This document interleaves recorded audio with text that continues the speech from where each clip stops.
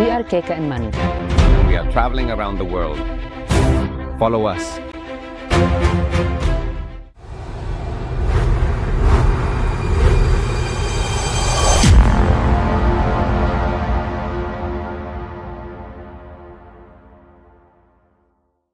After exploring Jandia from end to end in our previous video, today we're moving a bit to the north to continue discovering Fuerteventura. And watch out, we had a stroke of luck, not a single gust of wind on the island most loved by surfers.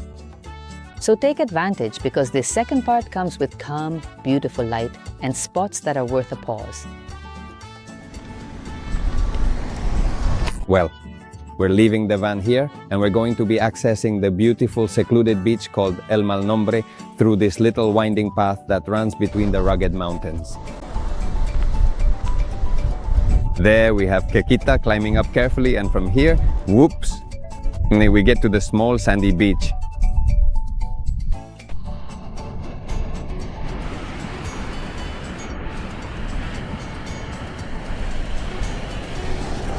And like all the beaches in Fuerteventura, or almost all of them, here everyone does as they please. Some are fully clothed, others in swimsuits, others naked. Yes, the beach of Mal Nombre, which the only bad thing about it is the street where it is KK Street. Yes, just like that.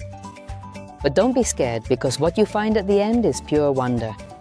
Very light sand, sparkling water, and a quiet environment where you can park nearby and go down almost directly to paradise. A beach to stay longer than planned, even if the address doesn't seem like it.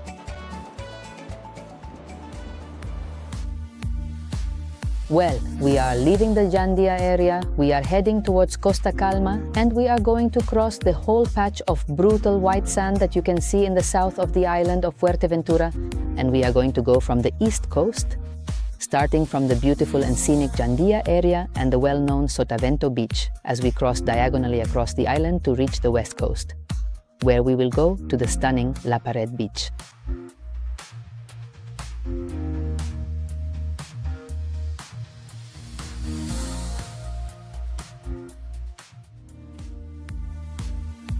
We are crossing the Isthmus of Jandia, that narrow strip of sand that connects the peninsula with the rest of the island.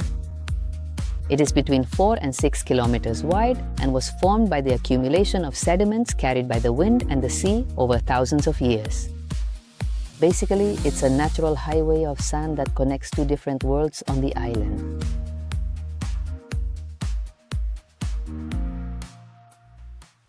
Upon arriving at La Pared, the landscape changes completely. The sand disappears and very ancient rocky and lava formations appear, with shapes and textures that show what the island's volcanic activity was like. Walking around here, you can see cracks, natural walls, and small platforms where the sea constantly crashes. Each wave leaves salt on the rock, and you can collect these crystals directly from the ground, like little proofs of the Atlantic's strength. It's a place where geology and direct interaction with nature come together. The wind shapes the stones, the water splashes, and the ancient lava marks the way. Everything invites you to look, touch, and walk slowly, because every corner has a story to tell.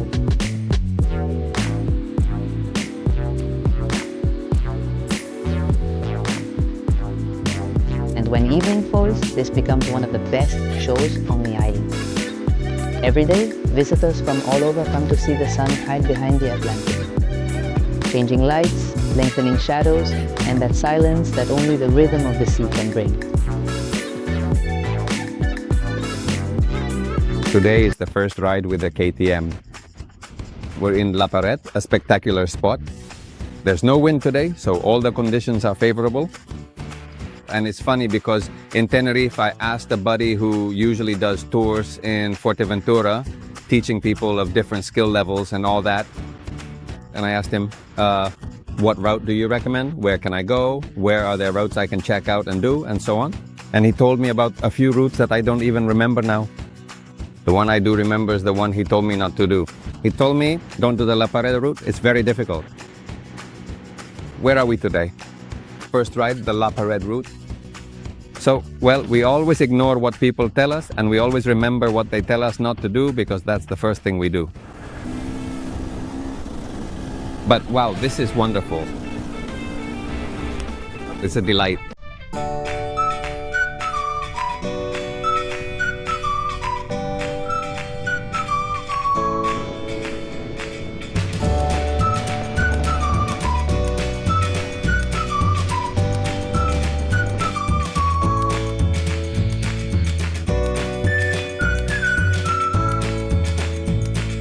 Let's go.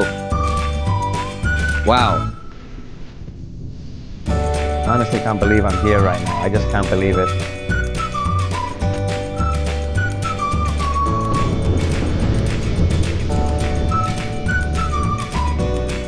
Let's go. Wow, what a spectacle.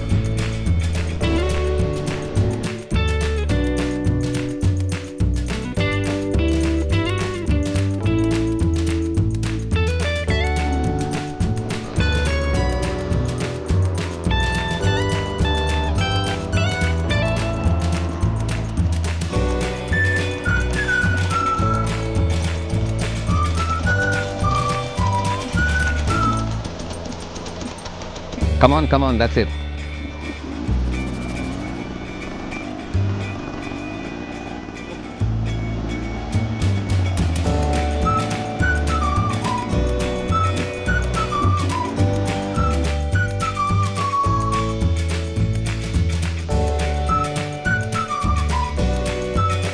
Whoa, this is lined up, not fire things in.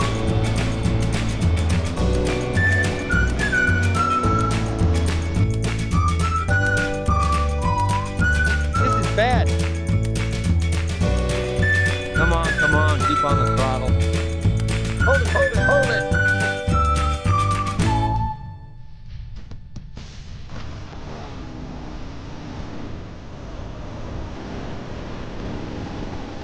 Don't ride the wall! Eduardo, I had to go into the wall for a minute. You know how I am, so why even bother telling me? This is fucking crazy. Let's go! Let the wheel go on its own. Let your arms float. Whoa! Lots of YouTube videos, not much practice, but here we are. Look at this. Ooh, this is crazy.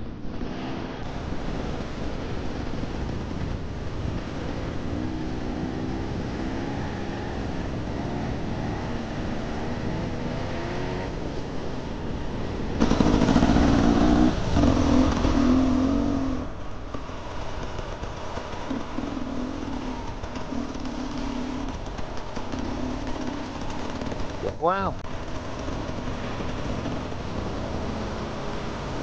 Well, we've already crossed over from the east side to the west side of the island, making our way across.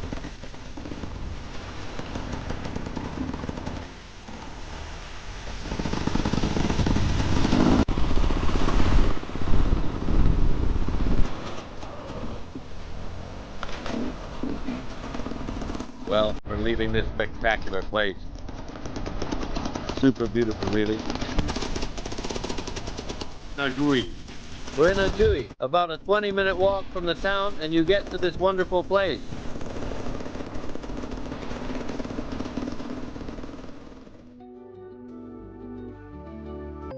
And if in the previous chapter we told you about our favorite beach on the Jandia Peninsula, this is without a doubt our favorite in this area of the island. This is Garcey Beach. From here, with the wonderful views from the drone, you can understand why. The sand mixes with volcanic rocks that emerge from the sea, forming a brutal contrast with the deep blue of the Atlantic.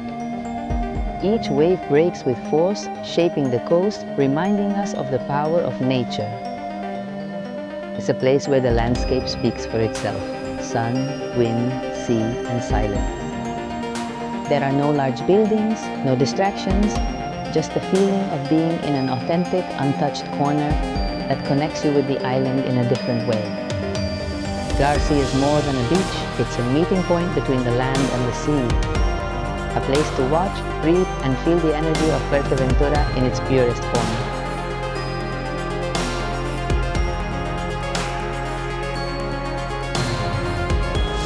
We are at Garcey Beach. And although we came to see the remains of the ocean liner American Star, which were supposedly shipwrecked here on the coast of this beach, the reality is that there's absolutely nothing to see now and we're at low tide. So, I'll take the opportunity to tell you a little bit of the story.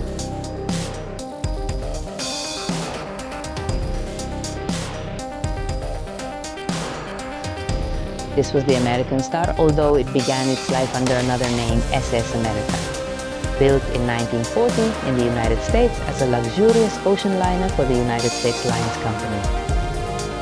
Over the decades, it served different functions. During World War II, it sailed as a military transport. Then it became a passenger ship again, and over time, it became less prominent. In 1993, it was purchased with the idea of converting it into a floating hotel under the new name of American Star. But in January 1994, while being towed through Asia with no propellers or engine, a storm broke the tow lines and the ship was left adrift off the Canary Islands. Days later, it ran aground on the west coast of Fuerteventura on the very beach where we are now. The images you're seeing now show the giant runaground. First, it remained upright, then the waves toppled it, and in less than 48 hours, it broke in two. The stern sank into the sea in the following years. The bow lasted for several years as a ghost ship on the sand, but in 2007, it finally collapsed.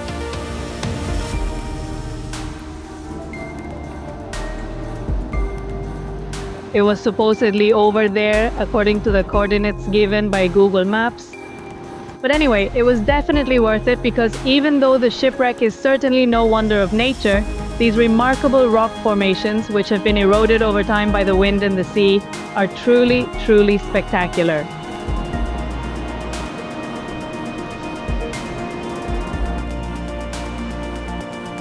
We love this beach, even though to get here you have to drive about 6 or 7 kilometers on a dirt road. But once you're here, the sea and the rocks make the journey completely worthwhile.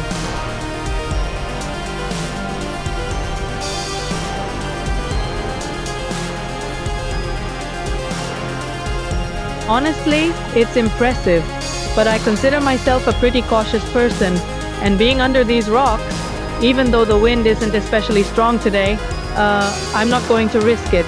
So, we're getting out of here.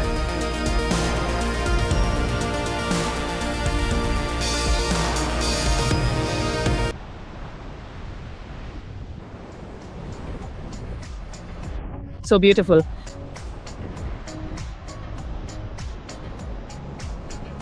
And even more so with this sunset light.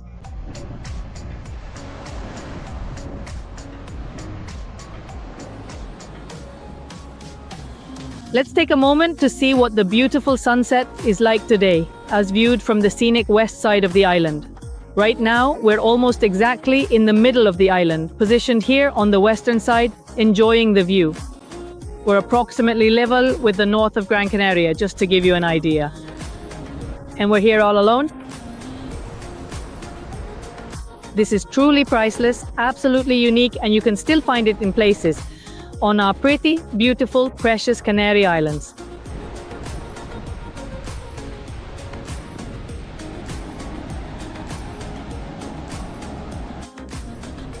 One of the curious things we're finding, not just in the Canary Islands, but around the world, and which is worth mentioning and sad at the same time, is what we're finding.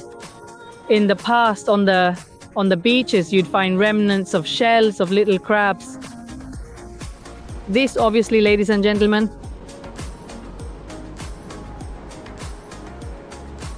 is now a mix of other little things.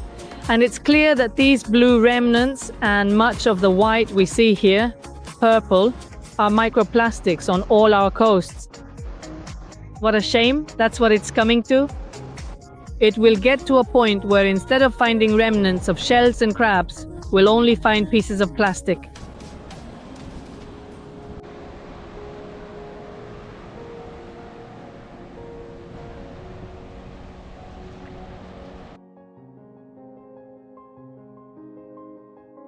Maybe you don't believe in magic, maybe you don't believe in energies, but this place and this island are recharging us with good vibes. And if this is what the nomadic life is, being able to wake up to landscapes like this, feeling the wind, the sea, the freedom, then we are prepared and more than ready. We're happy to be able to live and enjoy it every day. Fuerteventura isn't just seen, it's felt. And places like this remind you that there are sites capable of changing the way you see the world.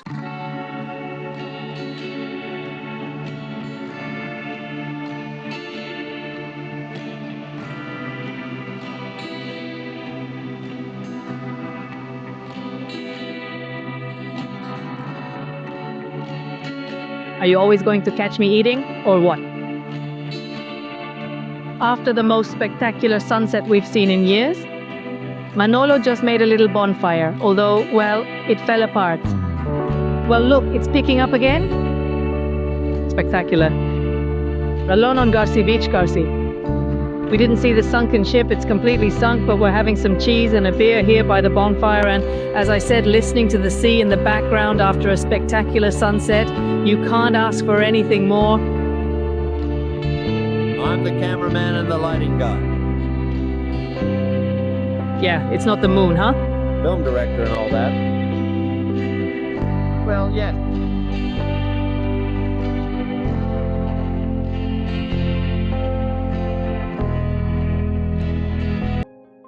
Well, absolutely yes, as they say, this is what you take with you.